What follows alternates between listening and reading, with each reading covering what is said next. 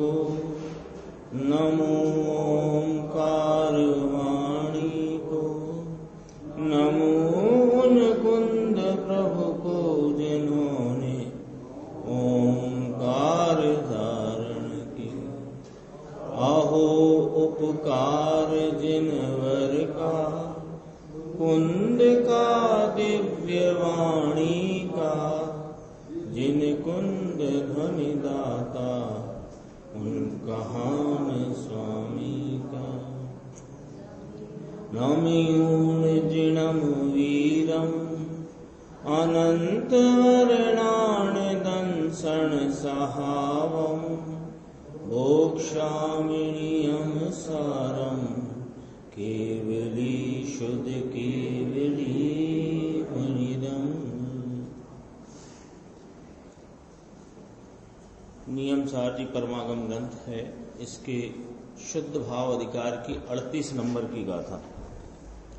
इस पर अपनी स्वाध्याय पूज्य गुरुदेव श्री के जो 4 प्रवचनों के माध्यम से आई है, उसके खुलासा, उसके स्पष्टीकरण के आधार से चल रही है। इसका जो टीका में आचार्य परमात्मा मुनिराज पंत परम मलधारी देव ने यहाँ से टीका में कहना शुरू किया कि यह गाथा में हे उपादेय तत्वों के स्वरूप का कथन है।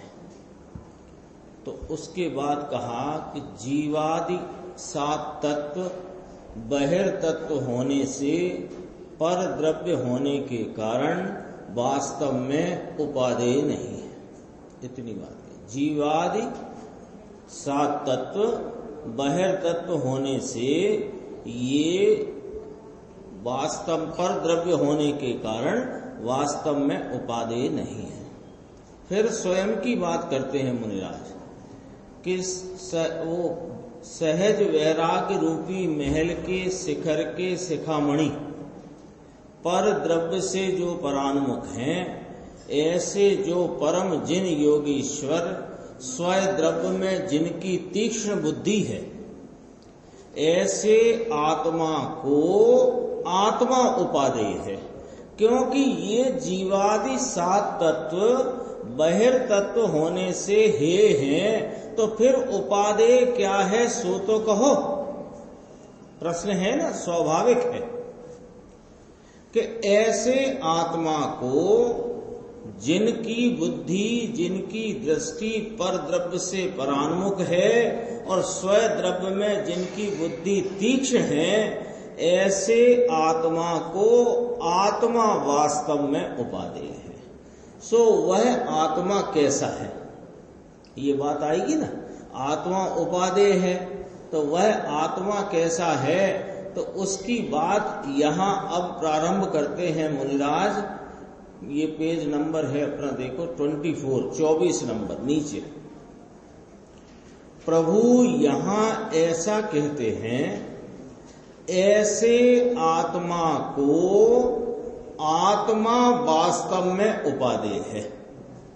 अब जरा झीणी बात है, लो साहब, ये अपने सामने झीणी बात का एक गुरुदेव ने इशारा किया। झीणी बात है, यानी यहाँ जो बात कहना चाहते हैं उसको जरा उपयोग की एकाग्रता करके सुनने का प्रयत्न करना, समझने का प्रयत्न करना। अब जरा झीणी बात है कि औदायिक आदि 4 भावांतरों को अगोचर होने से, कौन की बात चल रही है चंद्रेश जी? आत्मा की। किस आत्मा की? कि जो आत्मा उपादेय है। जीवादि 7 तत्व तो बहिर्तत्व होने से परद्रव्य में गिने गए, हे है, परद्रव्य होने के कारण हे है। तो फिर उपादेय कौन है? कि ऐसा आत्मा उपादेय है वास्तव में। तो वो आत्मा कौन है उसकी चर्चा यहाँ कहते हैं कि यह जो आत्मा है, ये औदायिक आदि 4 भावांतरों को अगोचर होने से, 4 भावांतर समझ गए? 5 जीव के 5 असाधारण भाव कहे गए हैं औदायिक भाव, औपसमिक भाव, छायोपसमिक भाव, छायक भाव, ये 4 पर्याय भाव और एक द्रव्य स्वभाव भाव, परम पारिणामिक भाव। 5 हुए ना भाव, पारिणामिक भाव, औदायिक भाव, औपसमिक भाव, छायोपसमिक भाव, छायक भाव।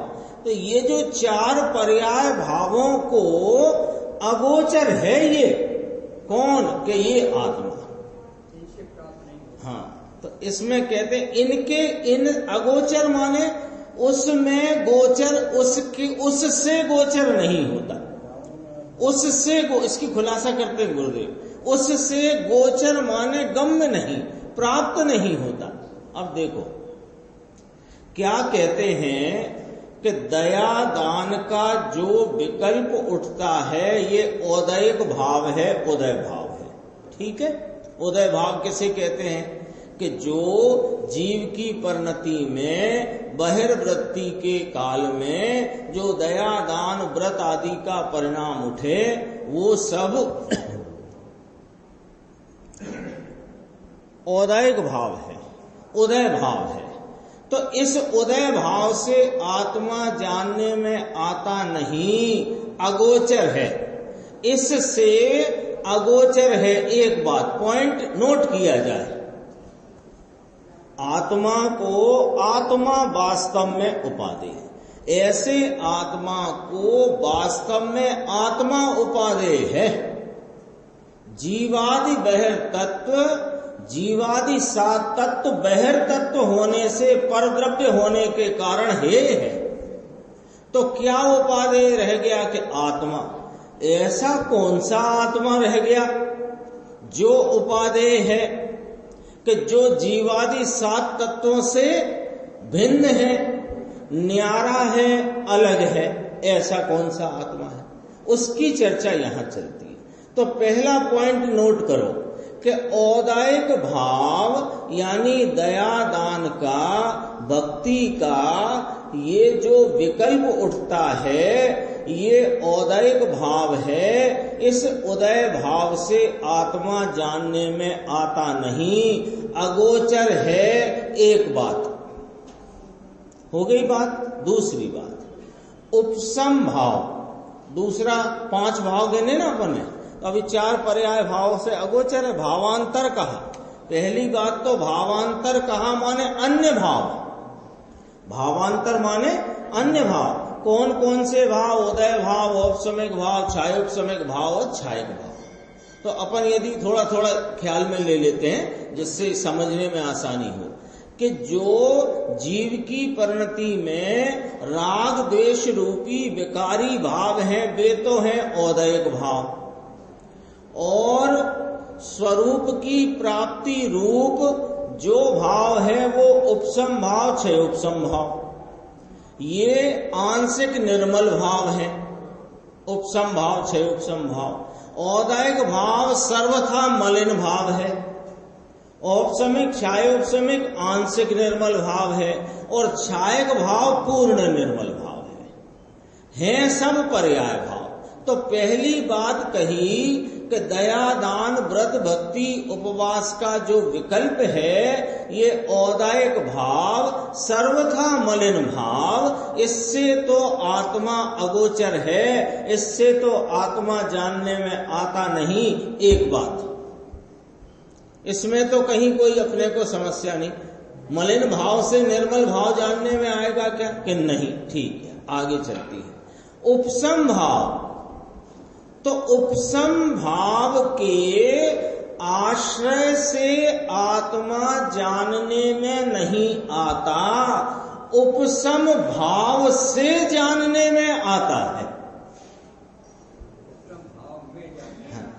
हाँ, उपसम भाव से माने उपसम भाव के परिणमन में जानने में आता है, उपसम भाव के आश्रय से जानने में नहीं आता। इसका वो गुरुदेव ने उपसम भाव थी बोला है ना, तो उपसम भाव थी माने उपसम भाव में सम्यक दर्शन की पर्याय में आत्मा जानने में आता है, लेकिन सम्यक दर्शन की पर्याय के आश्रय से आत्मा जानने में नहीं आता। तो दूसरी बात क्या निकल करके आई कि उपसम भाव को भी अगोचर है, उपसम भाव का आश्रय लेने से यह आत्मा जानने में आता नहीं। बात आई पकड़ में? क्या कहते हैं?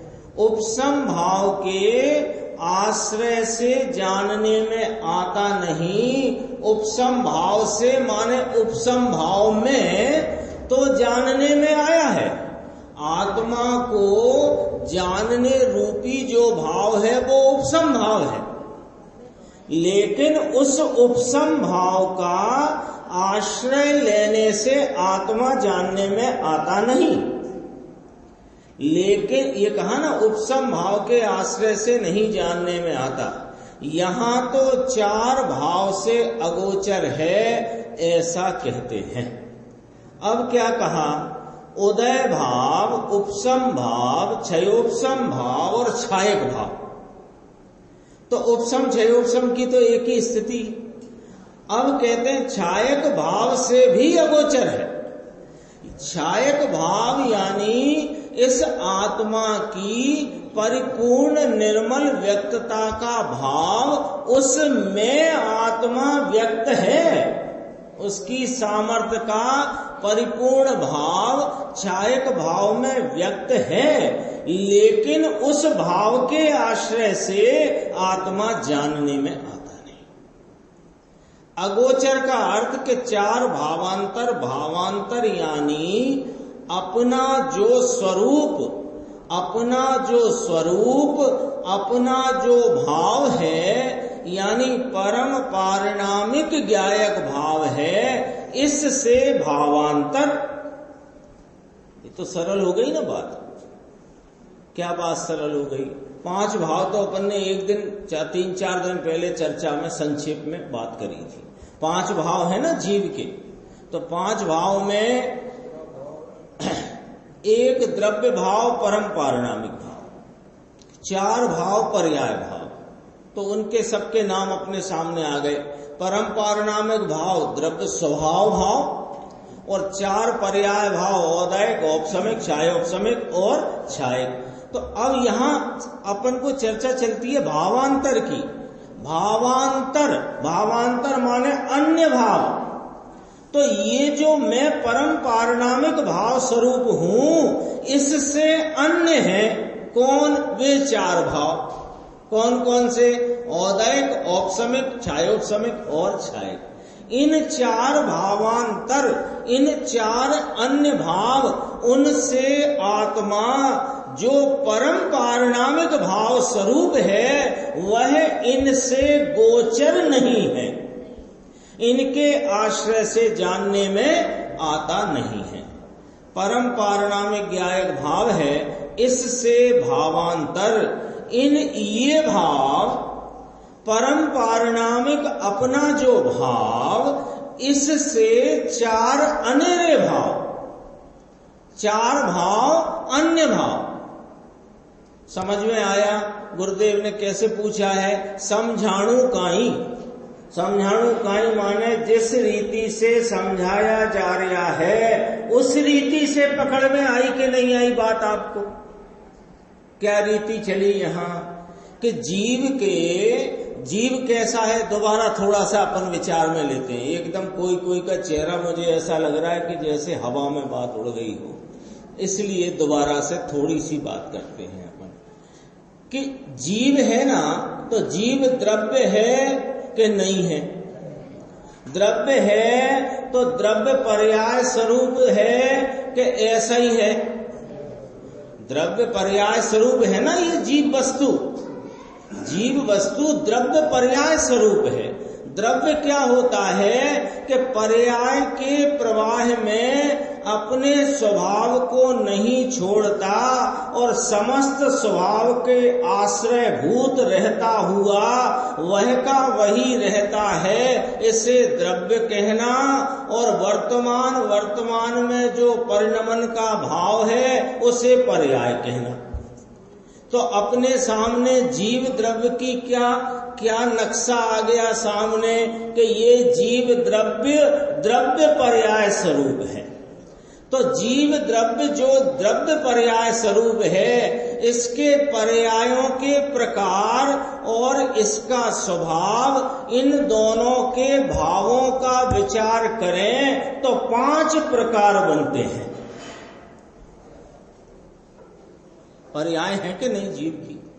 तो इसकी द्रव्य स्वभाव और पर्यायों के प्रकारों का अनादि अनंत है ना ये पर्यायों के प्रवाह में।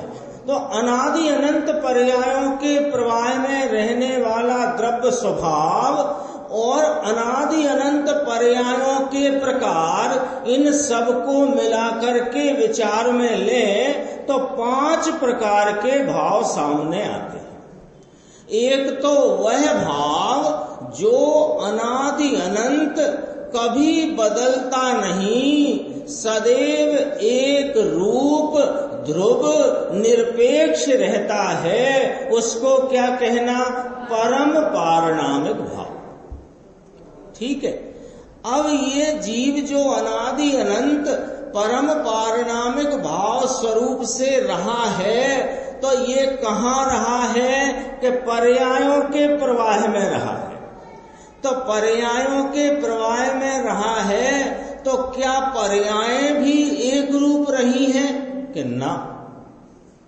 द्रव्य एक रूप रहा है और पर्याय विविध रूप है। तो उन विविध रूप पर्यायों को वर्गीकृत कर दें तो 4 प्रकार की पर्याय सामने आती है। एक औदायक माने राग द्वेष रूपी विकारी पर्यायें, वे औदायक पर्याय हैं, उन्हें औदायक भाव कहते हैं। और अपने स्वरूप का अवलंबन लेने से मोक्ष मार्ग की पर्याय, ज्ञान की क्षयोपशम आदि पर्याय, ये आंशिक निर्मल पर्याय, और छायक पर्याय ये पूर्ण निर्मल पर्याय। 4 पर्याय हो गए। तो ये 4 पर्यायों से अन्य है वह परम पारणामिक भाव। क्या है कि जैसे औदायक भाव है, ये अनादि से जो है पर शांत है, तो सिद्ध भगवान में नहीं है, तो फिर वो औदायक भाव आत्मा है। औपचारिक छायोपचारिक भाव उत्पन्न होता है तो वो सादी शांत है, वो भी हर समय नहीं रहता है। छायक भाव सादी अनंत है तो वो भी अनादि का नहीं है अभी अपने पास, इसलिए 4 भाव के भावांतर का 4 भावों से अन्य है, अन्य है। अब देखो गुरुदेव 25 नंबर पेज पर इसी बात को समझाते हैं। भावांतर का अर्थ क्या किया कि अपना जो त्रिकाल स्वभाव भाव है, इससे जो अन्य भाव है, जो अन्य है, जो दूसरा है, उसको यहाँ 4 भावांतर कहा। ये भावांतर वो नहीं है वो शिवराज सिंह वाला, वो भावांतर नहीं, ये अन्य भाव। अन्य भाव माने ये द्रव्य स्वभाव से निराला भाव, न्यारा भाव, अन्य भाव, दूसरा भाव, अलग भाव, भिन्न भाव। जो त्रिकाल स्वभाव भाव है, इससे अन्य भाव, ये अन्य दूसरा है, इसको यहाँ 4 भावांतर, भावांतर यानी अपने भाव से अन्य भाव कहा। ये 4 कौन कौन से कि छायक भाव, तो इसको अभी छायक भाव को संकित में घटाते हैं। छायक संकित चौथे गुण स्थान में होता है तो छायक भाव हुआ। तो भी यहां तो कहते हैं ये छायक संकित के आश्रय से ये आत्मा अगम्य है। छायक संकित का भाव, उस भाव के आश्रय से यह आत्मा अगम्य है। कौन से आत्मा की बात चलती है? जो आत्मा आत्मा को उपादेय है, वो आत्मा छायक संकित के आश्रय से अगम्य है। छायक संकित छायक भाव से अगम्य है। ऐसा कहने का अर्थ यह है कि छायक भाव से अगम्य है, ऐसे कहने का अर्थ यह है कि छायक भाव के आश्रय से यह गम्य नहीं, यानी प्राप्त होता नहीं, अनुभव में आता नहीं। समझ में आया? ऐसी बात कहो अभय कुमार जी, ये अभय की बात है। आत्मा अभय है। कहते हैं ये चार भाव से अगोचर है। एक तरफ ऐसा कहें कि सम्यक दृष्टि को आत्मा गोचर है, गम्य है, अनुभव में आता है। एक तरफ तो ऐसा कहेंगे, कहते ही है सम्यक दर्शन में ही गम्य है, तो राग में गम्य नहीं है। लेकिन सम्यक दर्शन की पर्याय चाहे औपसमिक रूप परिणमी हुई हो, चाहे छायोपसमिक रूप परिणमी हुई हो, चाहे छायक संकित रूप परिणमन हुआ हो, उस परिणमन के आश्रय से आत्मा जानने में आता नहीं है। सम्यक दृष्टि को गम्य है कि आत्मा कैसा है, यहाँ कहते हैं कि सम्यक दृष्टि की पर्याय है, ये तो क्षयोपशम छायक आदि है, इससे अगोचर है, अर्थात कि इसके आश्रय से गम्य नहीं, जानने में आता नहीं। अरे आश्रय तो किसका करना कि परम स्वभाव का आश्रय करने से गम्य है, ऐसी बात है। अभी बोलो, पूछते हैं गुरुदेव आवो उपदेश छे के नहीं आ? ये उपदेश मुनिराज का, आचार्य भगवंतों का है कि नहीं? ये बोल बताओ तो सही, है कि नहीं है? यहाँ की पुस्तक है ये ये नियम सार, ये आचार्य कुंद कुंद भगवान द्वारा 2000 वर्ष पहले रचा हुआ, और अब से 800-900 वर्ष पहले मुनिराज पद्म मलधारी देव के द्वारा टीका जिसकी हुई, वो ग्रंथ है ये। फिर मुमुक्षु ने पूछा, यहाँ एक प्रश्न है, थोड़ा सा तकनीकी प्रश्न है। कैसा प्रश्न है कि पर्याय का सामर्थ्य है ना साहब, उसको गोचर करना, आत्मा को जान लेना, आत्मा को अनुभव में ले लेना, आत्मा का आस्वादन ले लेना, ये तो पर्याय की सामर्थ्य है ना। द्रव्य थोड़ी स्वाद लेता है, द्रव्य थोड़ी जानने के कार्य रूप परिणमता है। द्रव्य तो है सो है, द्रव्य तो कार्य रूप नहीं परिणमता है जानने के, और द्रव्य तो अनुभवने के स्वाद के कार्य रूप नहीं परिणमता है। परिणमती तो आखिरकार प्रभु पर्याय ही है ना, तो पर्याय का सामर्थ्य है कि नहीं? तो कहते हैं कि पर्याय का सामर्थ्य है, नहीं ऐसा नहीं प्रश्नवाचक करके कहा।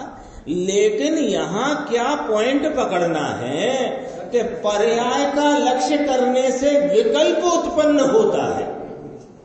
तो तुझे भैया विकल्प की चाहना है कि इस निर्विकल्प तत्व की अतीन्द्रिय आनंद के आस्वादन की चाहना है। ओहो, ये अपेक्षा से, क्या अपेक्षा से कि पर्याय का लक्ष्य करने से विकल्प उत्पन्न होता है, इस अपेक्षा से चार भाव से यह आत्मा अगम्य है। समझना जरा यहाँ, नहीं तो भैया सुनो जरा कि उपसम भाव, क्षयोपसम भाव और छायक भाव से गम्य है ये पॉइंट पकड़ना है। ये चार भावों से अगोचर, चार भावांतरों से अगोचर परम पारणामिक भाव स्वरूप है यह आत्मा, वह उपादेय है। चर्चा ये चल रही है, इतना तो फ्रेम में है ना अपने कि ये काय की चर्चा चल रही है, कि उस आत्मा की चर्चा चल रही है जो उपादेय है। कैसा आत्मा उपादेय है कि जो परम पारणामिक भाव स्वरूप, एक रूप स्वरूप ध्रुव भाव है, वो उपादेय है। तो वह वो भाव, तो दो बातें खड़ी कर दी कि चार भावांतरों से अगोचर है। एक लाइन बोली है, एक लाइन बोली है, क्या बोली है चार भावांतरों से अगोचर है। इस एक लाइन में दो बातें बोली हैं कि एक तो ये भाव अन्य भाव है, भावांतर कहा ना, तो अन्य भाव है। दूसरी बात ये बोली कि इनके आश्रय से ये आत्मा प्राप्त होता नहीं। एक ही लाइन में दो बात आ गई कि नहीं आ गई? अब यहां क्या समझना है, कोई यों कहे कि साहब सम्यक दर्शन में ही तो आत्मा प्राप्त होता है, अनुभव में आता है, और केवल ज्ञान में परिपूर्ण आत्मा प्रत्यक्ष जानने में आता है। तो केवल ज्ञान में तो गम्य हुआ कि ना हुआ? चलो सम्यक्त को छोड़ दो। अरे केवल ज्ञान में गम्य है और सम्यक्त में भी गम्य है। सम्यक्त माने चौथे गुण स्थान में उत्पन्न आत्मा की प्रतीति संचेतन का भाव, उसमें भी आत्मा गम्य है। तो औपसमिक भाव में गम्य है, छायोपसमिक भाव में गम्य है, छायक भाव में भी जानने में आती है, लेकिन उनके आश्रय से जानने में नहीं आती। ये बात कही है। देखो पर्याय के आश्रय, कल आई थी चर्चा के परद्रव्य क्यों कह दिया? संवर निर्जरा मोक्ष तत्व, उसको ये चार भावांतरों से अगम्य है, ये बात वहीं से निकल करके आई है। जीवादि बहिर तत्व परद्रव्य होने के कारण है, वहीं से तो निकल के आई। तो संवर निर्जरा वो पर्याय में आत्मा गम्य है, लेकिन संवर निर्जरा के आश्रय से आत्मा की पर्याय आत्मा का अनुभव नहीं होता। जैसे इस पर द्रव्य के आश्रय से आत्मा का अनुभव नहीं होता, ऐसे संवर के पर्याय के आश्रय से आत्मा का अनुभव नहीं होता। तो जो परद्रव्य है सो संवर भी परद्रव्य।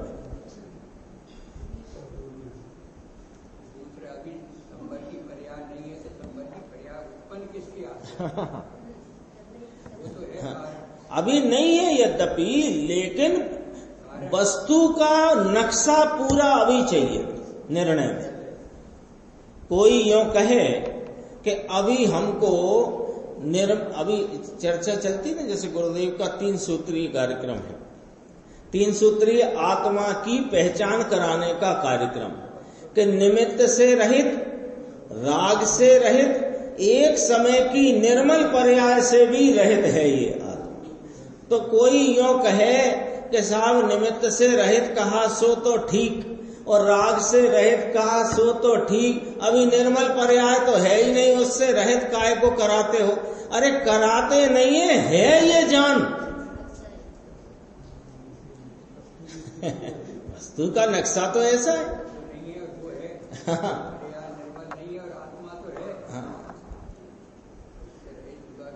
सम्यक दर्शन से तो गम्य है, सम्यक दर्शन उपसम क्षयोपसम और छायक है, उससे तो गम्य है। लेकिन यहाँ कहने का आशय यह है कि ये उपसम क्षयोपसम छायक के आश्रय से गम्य नहीं, इसलिए चार भाव से अगोचर है, ऐसा कहने में आया है, समझ में आया।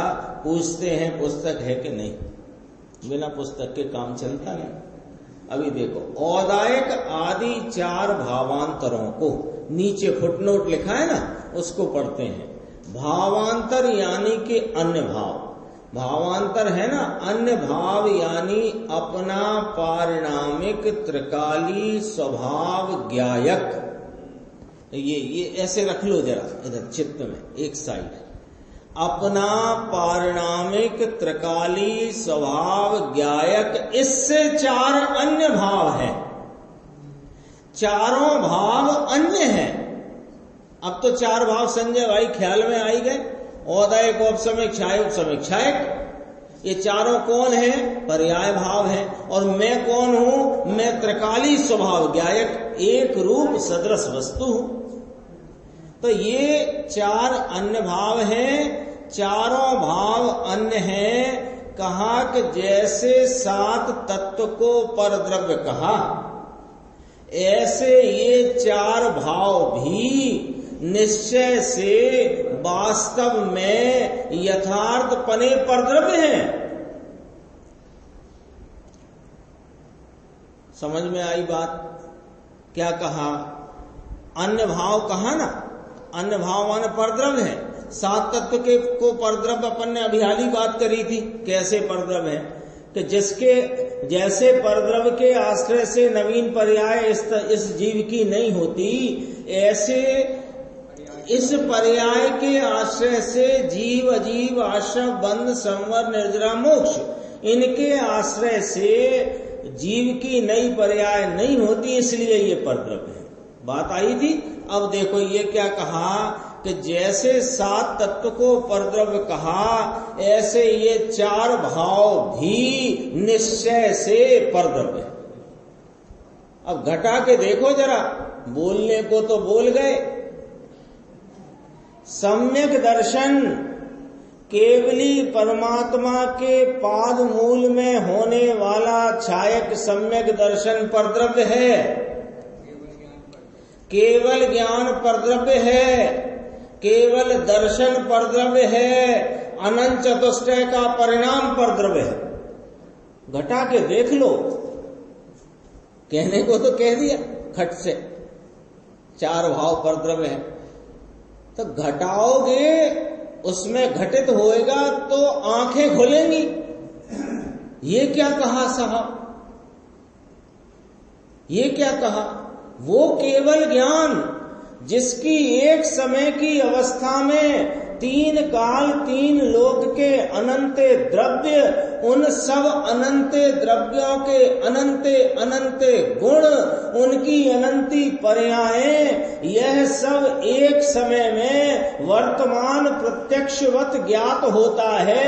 ऐसा वह ज्ञान का ऐसा अपार भाव कि ऐसे अनंत तीन लोक होएं, वे भी उस ज्ञान में जानने में आ जाएं। ऐसा अपरिमित अमर्यादित केवल ज्ञान, वह केवल ज्ञान का परिणाम खरेखर परद्रव्य है। विचार में लेना पड़ेगा ना जब चर्चा आई है तो। अपना ये सात तत्व में आ गया है भावांतर यानी अन्य भाव, अपना त्रिकाली गायक भाव प्रभु, उससे ये चार अन्य भाव हैं। ये भावांतर की व्याख्या हुई।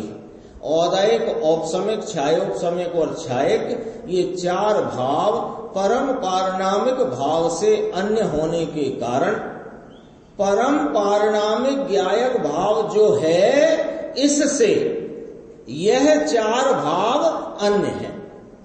भाषा कठिन तो है नहीं, है ना? कठिन तो है नहीं। ये जो ये मसाले का डिब्बा है ना, तो मसाले के डिब्बे में जो हल्दी है, ये मिर्ची धनिया जीरा से अन्य है। इतनी बात पकड़ में आती कि नहीं आती?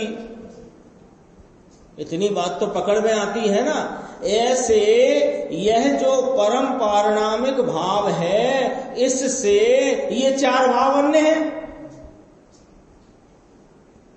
आगे ना बात। अन्य का अर्थ समझना, अन्य का भाव बोलने में नहीं, अन्य का भाव। अन्य का भाव कि ये हल्दी है, तो ये हल्दी को आप नमक की जगह इस्तेमाल नहीं कर सकते। इतना ख्याल में आया कि नहीं आया? तो ये जो गायक भाव, ध्रुव स्वभाव, परम पारिणामिक भाव है, इससे ये सम्यक दर्शन की पर्याय, केवल ज्ञान की पर्याय, सम्यक ज्ञान की पर्याय, मुनि का जो श्रेणी की पर्याय और औदैहिक भाव, दया दान व्रत पूजा के परिणाम और काम क्रोध भोग विषय वासना के परिणाम, ये सब इस भगवान आत्मा से अन्य हैं। अन्य होंगे नहीं, अन्य हैं। अभी सदैव द्रव्य स्वभाव जो शुद्ध चिदानंद प्रभु है, इस भाव से भी ये छायक भाव अन्य है। केवल ज्ञान मुझसे अन्य है। अन्य है नाम पर द्रव्य है। वीतराग सर्वज्ञ त्रिलोकनाथ परमात्मा की ये वाणी है, लोगों को एकांत लगता है। लोग कहते हैं कि ये सोनगढ़ का एकांत है। अरे प्रभु, तेरी चीज की तुझे खबर नहीं प्रभु। एकांत है, व्यवहार से ना पाड़ते हैं ना कि व्यवहार से नहीं होता, तो व्यवहार से नहीं होता ये कहा तो कहे कि अरे साहब एकांत तानते हो। सिद्धांत में, आगम में तो ऐसा लेख आया है, व्यवहार साधक है और निश्चय साध्य है, तो फिर आप यूं क्यों कहते हो कि व्यवहार से कार्य नहीं होता या व्यवहार से निश्चय की प्राप्ति नहीं होती? कि सुनो, ये जो आगम में सिद्धांत ग्रंथ में लेख आया, लिखित है कि व्यवहार साधक है, निश्चय साध्य है। अरे भाई, ये तो व्यवहार का ज्ञान कराया है। कैसे? कि सुनो, प्रभु साधक तो अपने को राग से भिन्न होकर अनुभव हुआ, ये साधक भाव है। दया, दान, पूजा, व्रत, भक्ति का व्यवहार इससे साधन नहीं होता। साधन होकर साधक भाव कब प्रगटा? कि अपना आत्मा परम पारिणामिक भाव स्वरूप चार भावांतरों से अगोचर, किसी राग से गोचर होता नहीं, ऐसा जानकर इन सब पर्याय भावों से भिन्न होकर अपने परम पारिणामिक भाव का आश्रय लेकर जो अनुभव किया, अनुभव हुआ, तो इसका नाम क्या हुआ? निश्चय की प्राप्ति हुई अथवा साधक भाव प्राप्त हुआ। ठीक है? ठीक है ना? तो ये जो साधक है, इसमें अभी राग बाकी है, राग बाकी है। तो इसको उपचार से साधक कहकर कथन किया है कि व्यवहार साधक और निश्चय साधक। जैसे नाचार्य की टीका में बहुत आता है समय सार में, जैसे नाचार्य की टीका है ना, व्यवहार साधन निश्चय साधक, की टीका में बहुत आता है। ये मोक्ष मार्ग प्रकाशक में लिया है। निश्चयाभास, निश्चय और व्यवहार दो भाव में इसको व्यवहार क्यों कहा? कि ज्ञान कराने के लिए, ज्ञान कराने के लिए व्यवहार है तो है तो है, तो साहब कथनचित है कि सर्वथा है, ऐसा भी प्रश्न चित्त में आ सकता है। ये जो व्यवहार है, पहले तो व्यवहार कौन है ये बात सामने कर दी कि अपना आत्मा त्रिकाली गायक भगवान, अनादि अनंत, ध्रुव स्वरूप, ज्ञाता दृष्टा, एक रूप, सदरस सदरस सदरस रहने वाला, ये सर्व प्रकार के रागादि भावों से भिन्न एक रूप स्वरूप वस्तु है। ऐसे अपने स्वभाव का लक्ष्य लेकर के रागादि से भिन्न अपने वीतरागी स्वभाव का भान, श्रद्धान और आस्वादन किया। ये साधक भाव यहां पर उत्पन्न हुआ। अब अभी पूर्ण भाव नहीं हुआ है, साधक भाव उत्पन्न हुआ तो क्या केवल ज्ञान और सिद्ध दशा हो गई? नहीं हुई ना, अभी तो साधक दशा है। तो साधक दशा है माने अभी राग बाकी है। तो जो राग बाकी है उसको स्वरूप आराधना वाले को बाकी राग पर आराधना का आरोप देकर के उसको साधन कहने में आया है। ठीक है? तो ये जो कुछ भी राग बाकी है, तो साधक की भूमिका में इस प्रकार का राग पाया जाता है, इस बात का ज्ञान कराया ये व्यवहार है और ये व्यवहार का ज्ञान कराया है, व्यवहार का कथन किया। तो क्यों किया?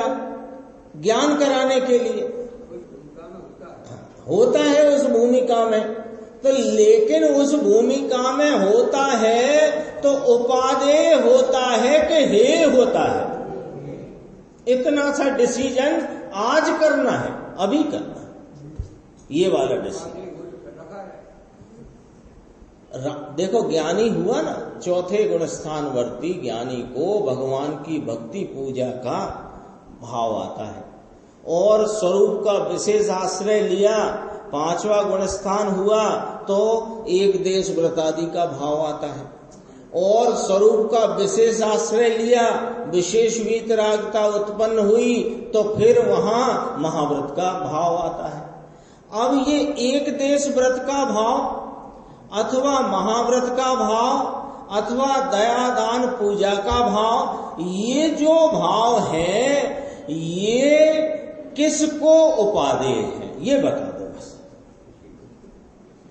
अज्ञानी को भी उपादेय नहीं और ज्ञानी को भी उपादेय नहीं। ज्ञानी को होते हैं उसकी भूमिका प्रमाण में, लेकिन हे तो एक प्रश्न यहां ये अपन विचार करते हैं, क्या सर्वथा हे हैं कि कथनचित हे हैं? तो कोई ऐसा विचार करे कि अज्ञानी के तो इनसे कुछ लाभ होता नहीं, इसके तो हे जानो, और ज्ञानी को उस भूमिका में उपादेय है ऐसा माने। अरे जिस क्षण ज्ञानी को एक परिणाम ऐसा, एक व्रत के परिणाम में, एक पूजा भक्ति के परिणाम में उपादेयता की प्रतीति हो जावे तो सम्यक दर्शन टिकता नहीं है, मिथ्यात्व खड़ा हो जाता है। क्यों? राग की उपादेयता हो गई है तो है। अब है वो तो क्यों है कि पूर्ण वीतराग नहीं हुआ है तो है, लेकिन इसका ज्ञान करना है कि नहीं, जानना तो है कि नहीं। भले राग होए लेकिन जानना तो चाहिए कि नहीं। क्या जानना चाहिए? जानना चाहिए, जानना चाहिए, जानना चाहिए। क्या जानना चाहिए? कि ये ज्ञान से मुझसे भिन्न चीज है, ऐसा जानना चाहिए। ऐसा ज्ञान करना है कि नहीं। श्रद्धा रूपी आश्रय तो भले वहां राग का है नहीं।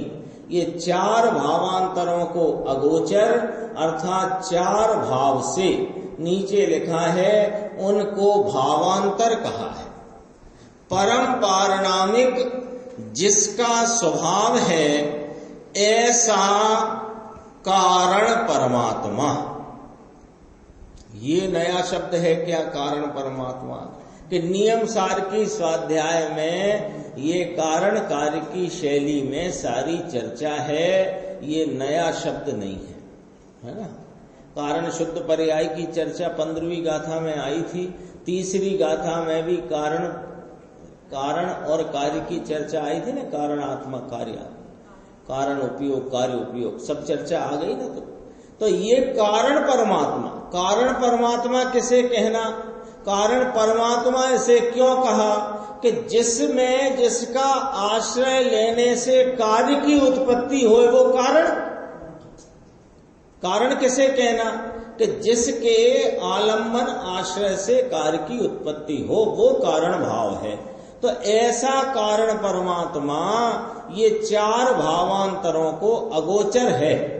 कारण प्रभु, सम्यक दर्शन का कारण भगवान, ये चार भाव के आश्रय से अगम्य हैं, चार भाव से अगम्य हैं। ये शब्द लेने का अर्थ ये है कि चार भाव के आश्रय से अगम्य है।